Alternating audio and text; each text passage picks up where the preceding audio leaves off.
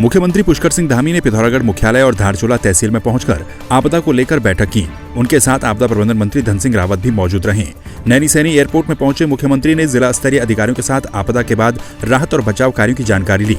मुख्यमंत्री ने बताया कि ये समय राजनीति का नहीं है, पक्ष विपक्ष को एकजुट होकर आपदा से प्रभावित लोगों की मदद के लिए काम करना चाहिए। धीरे धीरे हमारा ये काम चल रहा है कि जो नुकसान हो गया है, जो सड़कें बंद हैं, उनको जल्दी से जल्दी खोला जाए, पुनर्निर्माण के कार्यों में गति आए। अभी हम लोग कोरोना की जो मार थी उससे उबर ही रहे थे कि अब ये सबसे बड़ा नुकसान इस बार हमारा, ये इसमें सारे रिकॉर्ड टूट गए हैं।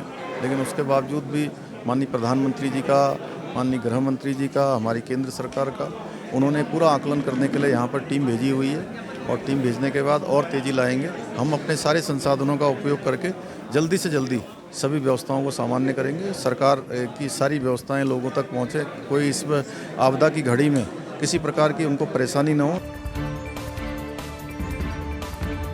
हल्द्वानी पहुंचे मुख्यमंत्री पुष्कर सिंह धामी ने सभी अधिकारियों को सख्त निर्देश दिए हैं कि आपदा राहत बचाव कार्य में किसी भी प्रकार की लापरवाही बर्दाश्त नहीं की जाएगी। उन्होंने कहा कि यदि कोई भी अधिकारी लापरवाह पाया गया तो उसके खिलाफ कड़ी कार्रवाई की जाएगी।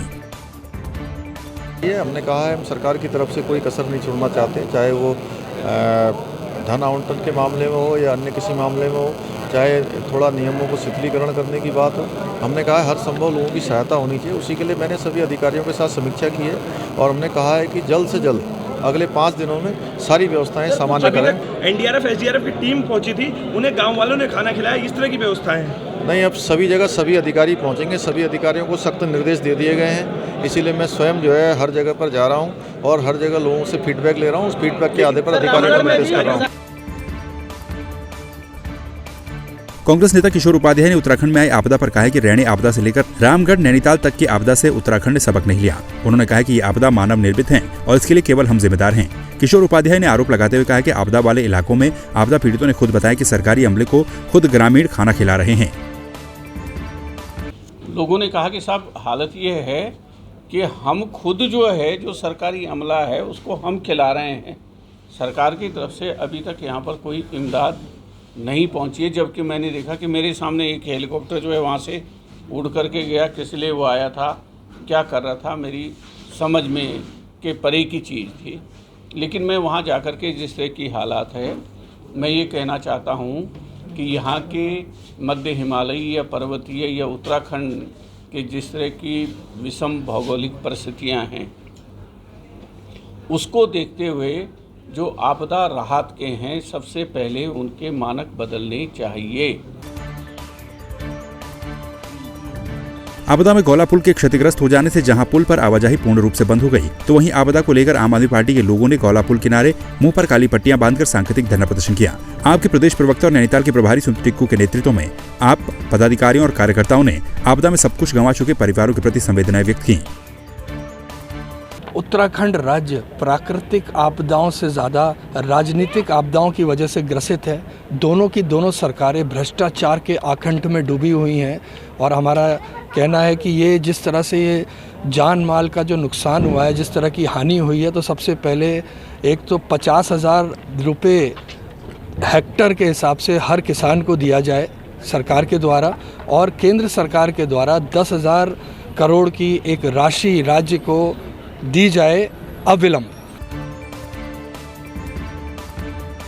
बीजेपी के प्रदेश अध्यक्ष मदन कौशिक ने काशीपुर में प्रेस वार्ता कर बीते दिनों प्रदेश में आई आपदा में केंद्र और राज्य सरकार के द्वारा किए गए कार्यों के बारे में विस्तार से बताया। मदन कौशिक ने कहा कि भारतीय जनता पार्टी की केंद्र और राज्य की सरकार आपदा प्रभावित लोगों की पूरी मदद कर रही है।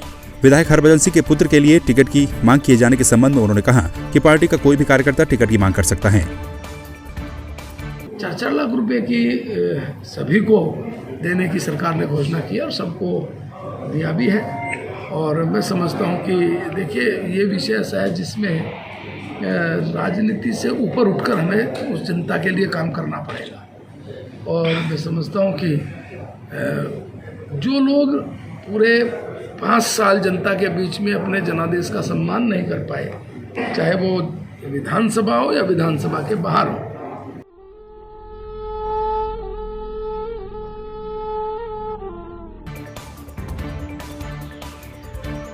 पौड़ी जनपद में बीजेपी कार्यकर्ताओं के बीच कुछ तनातनी नजर आ रही है, जो कि पौड़ी में मुख्यमंत्री पुष्कर सिंह धामी के दौरे के दौरान साफ दिखाई दी।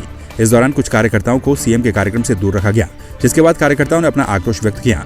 आलम यह है कि कार्यकर्ता मुख्यमंत्री को तो बेहतर बता रहे हैं, लेकिन उनके जिले में ही कुछ बीजेपी के नेताओं को लेकर खासी नाराजगी देखी जा रही है। यहाँ पर कुछ तथाकथित पार्टी कार्यकर्ता हैं जो भाजपा पार्टी को अपने बाप की बपौती समझ रहे हैं। वो समझ रहे हैं कि हम ही ठेकेदार हैं और हम ही जो है इस पार्टी को जिताएंगे 2022 के इलेक्शन में, जबकि जनता सब जानती है कि जनता जनार्दन है। केवल 4 लोग नहीं हैं पार्टी को बनाने वाले। किसी पे ठप्पा नहीं लगाया कि ये कांग्रेस का कार्यकर्ता है, भाजपा का कार्यकर्ता है। ऐसे कुछ दल्ले टाइप के लोग हैं जो अपने आप को स्वयंभू बन रहे हैं पार्टी में, और ये पार्टी की छवि को भारी नुकसान पहुंचा रहे हैं। सुरक्षा कारण हो सकते हैं, कोई भी कारण हो सकता है, लेकिन जितना हमारा युवा जो हमारा मोर्चा था, ये हम सीएम साहब को मिलना चाह रहे थे, लेकिन हमारी मुलाकात हो नहीं पाई और पूरा युवा मोर्चा भी हमारे साथ बाहर खड़ा है। छात्र संघ चुनाव न करवाए जाने पर गढ़वाल केंद्रीय विश्वविद्यालय के छात्र नेताओं में आक्रोश है। गढ़वाल विश्वविद्यालय के छात्र नेताओं ने आक्रोश व्यक्त करते हुए विश्वविद्यालय के गेट के सामने विश्वविद्यालय प्रशासन का पुतला दहन किया। छात्र नेताओं ने कहा कि किसी भी कीमत पर छात्र संघ की चुनाव की परंपरा को खत्म नहीं होने दिया जाएगा। जो डीएसडब्ल्यू हमारे हैं प्रोफेसर पीएस राणा जी, उनका जो है पुतला दहन किया गया, और वो इसलिए किया गया कि अभी कुछ दिन पहले उनका जो है अखबार में एक बयान आता है कि छात्र संघ चुनाव को जो है अब नहीं कराया जाएगा और इसके बदले जो है छात्र परिषद बनाया जाएगा। तो ऐसे में हम लोगों का कहने का मतलब ये है कि ऐसे अधिकारी जिनके ऊपर वर्तमान समय में सीबीआई की जांच में जो लोग लिप्त हैं, ऐसे अधिकारियों को क्या हक है और कौन से नियम के तहत माननीय कुलपति महोदय ने जो है अभी तक उनको उनके पद पे रखा है, इसका हम जो है पुरजोर विरोध करते हैं। रही बात छात्र संघ चुनाव की, तो वो होते थे, होंगे और होते रहेंगे। नेहरू युवा केंद्र पिथौरागढ़ के द्वारा आजादी के अमृत महोत्सव के तहत स्वच्छ भारत अभियान कार्यक्रम पूरे जिले में चलाया जा रहा है। बेरीनाग नगर में युवा स्वयंसेवकों के द्वारा नगर में सफाई अभियान चलाने के साथ ही कूड़ा उठाया गया। इस मौके पर ब्लॉक प्रमुख विनीता बाभिला ने नेहरू युवा केंद्र के द्वारा चलाए जा रहे इस अभियान की सराहना की। अभियान के तहत नेहरू युवा केंद्र द्वारा पिथौरागढ़ डिस्ट्रिक्ट के हर ब्लॉक में ये स्वच्छता कार्यक्रम चलाया जा रहा है, और उसी के अंतर्गत आज बेरीनाग ब्लॉक में स्वच्छता का कार्यक्रम चलाया जा रहा है।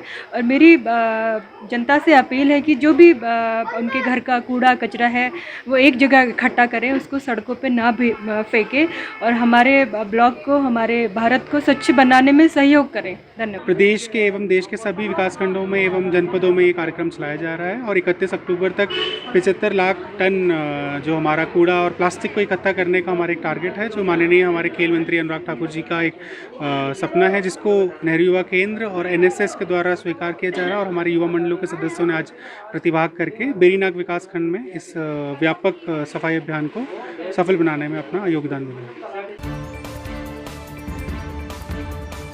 नवरात्रों के बाद बाजारों में भीड़ दिखाई देने लगी है, जिसके चलते व्यापारियों ने राहत की सांस ली है। करवा चौथ की तैयारियों को लेकर सभी व्यापारी खुश नजर आए। उन्होंने उम्मीद जताई है कि नवरात्रों में जिस तरह से व्यापार में इजाफा हुआ, आने वाले समय में भी इसी तरह से होगा। कोविड के दौरान जो बाजार में मंदी रही, वो अब 2 साल बाद धीरे धीरे छट रही है। कस्टमर मार्केट में निकल गया है, और देखा जाए तो बहुत अच्छे स्तर पर बाइंग भी शुरू हो गई है। कस्टमर्स की चॉइस को देखते हुए बहुत अलग अलग तरह की, अलग अलग वैरायटी की लाइट और हैवी हर तरह की ज्वेलरी मार्केट में लाई गई है इस बार हमारे द्वारा। ये काम इस बार बहुत समय बाद काफ़ी अच्छा निकला है, और लोग दीपावली के पर्व की वजह से भी और आगे आने वाले शादी के साय के वजह से भी अच्छी बाइंग कर रहे हैं। जैसा कि उत्तराखंड में पहली डोज सबको लग चुकी है और त्योहारों का सीज़न है, देखते हुए सब लोग अब सड़कों पे, बाज़ारों में आ चुके हैं। उसी की वजह से हम लोगों ने भी तैयारी की भी है, और लोगों का रिस्पांस भी अच्छा आ रहा है। अब कल करवा चौथ है, उसके बाद दीपावली, तो लगता तो ऐसे ही है कि एक ठीक लग रहा, लोगों का रिस्पांस अच्छा मिल रहा है। हरिद्वार के गुरुकुल कांगड़ी विश्वविद्यालय के स्टेडियम में स्पोर्ट्स मीट कार्यक्रम का आयोजन किया गया, जिसमें कोरोना काल के बाद पहली बार badminton, athletics, cricket, kabaddi, tennis, hockey जैसे कंपटीशन का आयोजन किया गया। इसमें विश्वविद्यालय के कुलपति रूप किशोर शास्त्री ने बताया कि कोरोना ने जीवन को एक विराम दे दिया था, लेकिन अब स्थितियां धीरे धीरे सामान्य होती जा रही हैं। आज यहाँ पे प्रतियोगिता आयोजित की जा रही है अपने फार्मेसी डिपार्टमेंट के द्वारा। मैं फार्मेसी डिपार्टमेंट के सभी लोगों को, यूनिवर्सिटी परिवार की अपने सभी लोगों को बहुत बहुत बधाई देता हूँ। और इसके अलावा भी अन्य केवल अन्य एक्टिविटीज़ भी इसमें रखी गई हैं। तो एक कोरोना के बाद एक अच्छा संकेत है। तो इस प्रतियोगिताओं के माध्यम से लोग जो आना बंद हो गए थे, जो बाहर नहीं निकल रहे थे, उन सबको एक प्रेरणा मिलेगी और आगे बढ़ेगी। क्योंकि 1.5-2 साल से जो कोरोना के कारण से एक्टिविटीज़ सभी फील्ड में और ख़ासकर गेम्स के फील्ड में जो रुकी हुई थी, आज ये शुरुआत होते हुए हमें बहुत अच्छा लग रहा है और इस बात का गर्व है कि गुरुकुल कांगड़ी विश्वविद्यालय इस बैडमिंटन के प्रोग्राम को, इस टूर्नामेंट को यहाँ आयोजित कर रहा है, जिसमें विधायक जी ने भी यहाँ पर शिरकत की है।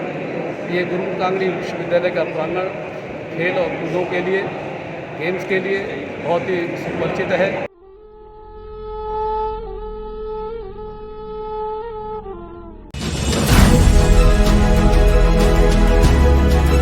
क्या है देवभूमि की जनता का मुंह? किसकी बातें हैं सच और कौन बोल रहा है झूठ? कितना बढ़ चला है प्रदेश में चुनावी पारा? कामकाज में कौन जीता और कौन हारा? 2022 के चुनावी समर में किसका होगा मंगल? देखिए देवभूमि का दंगल 2022 का विधानसभा चुनाव सिर्फ संवाद 365 पर।